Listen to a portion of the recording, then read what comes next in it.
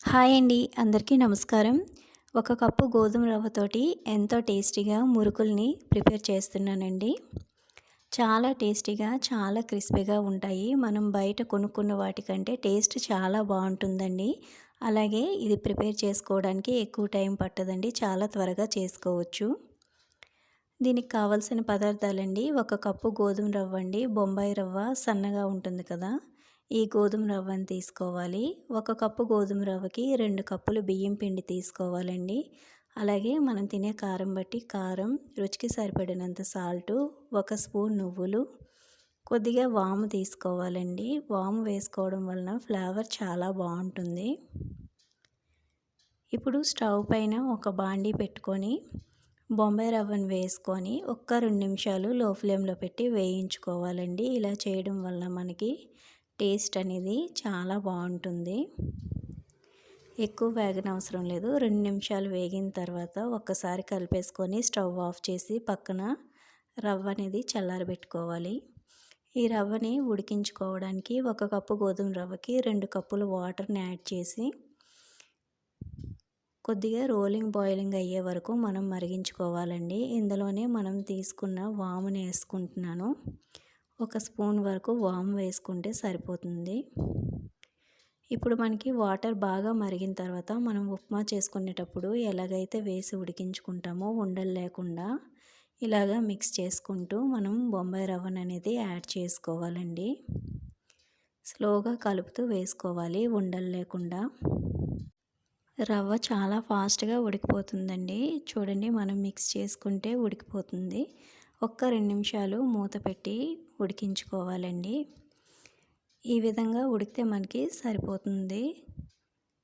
కొద్దిగా సాఫ్ట్గా ఉండాలండి.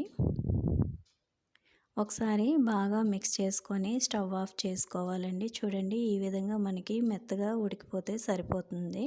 స్టవ్ ఆఫ్ చేసి పక్కన పెట్టుకోవాలండి. ఇప్పుడు ఒక మిక్సింగ్ బౌల్ తీసుకొని అందులోని మనం ముందుగా తీసుకున్న బియ్యం పిండిని వేసుకోవాలి. అలాగే ఇందులోకి రుచికి సరిపడినంత సాల్టు వేసుకోవాలండి. అలాగే కారం వేసుకోవాలి. ఒక స్పూన్ వరకు నువ్వుల్ని యాడ్ చేస్తున్నానండి. ఇప్పుడు ఇందులోకి మనం ముందుగా ఉడికించుకున్న బొంబాయి రవ్వను వేసుకోవాలి. ఉప్పు, కారం అనేది మీరు తినే టేస్ట్ని బట్టి యాడ్ చేసుకోవచ్చండి.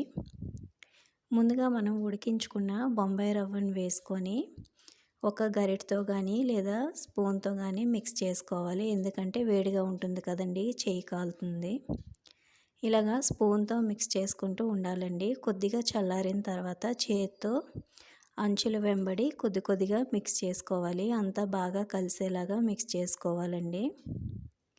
ఇలా మిక్స్ చేసుకున్న తర్వాత కొద్దిగా వాటర్ యాడ్ చేసుకుంటూ మనం జంతికలకి పిండి కలుపుకుంటాం కదా, ఆ విధంగా కలుపుకోవాలి. ఎక్కువ వాటర్ ఒకేసారి వేయొద్దండి. పల్చగా అయిపోతే మనకి జంతికలు అనేవి విరిగిపోతాయి.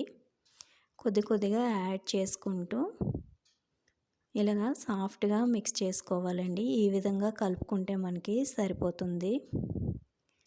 ఈ విధంగా మిక్స్ చేసుకున్న తర్వాత మూత పెట్టి పక్కన పెట్టుకోవాలి. పిండంతా ఆరిపోకుండా.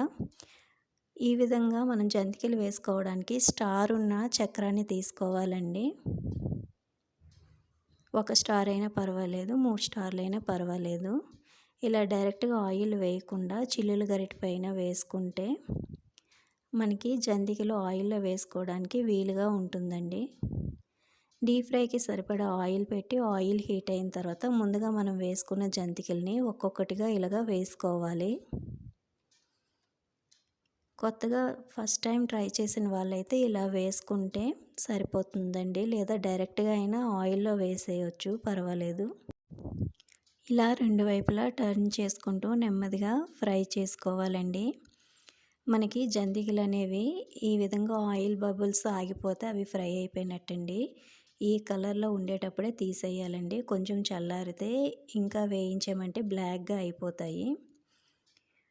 ఇలాగే మిగతా పిండిని అంతటిని కూడా మనం జంతికలుగా వేసుకోవాలి.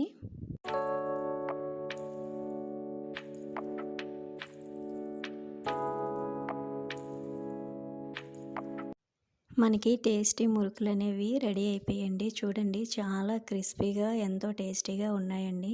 మీరు కూడా ట్రై చేసి ఎలా వచ్చిందో నాకు కామెంట్ సెక్షన్‌లో తెలియచేయండి. అలాగే రెసిపీ నచ్చితే నా ఛానల్‌ని సబ్స్క్రైబ్ చేసుకొని లైక్ చేయండి. థ్యాంక్ యూ ఫర్ వాచింగ్ అండి.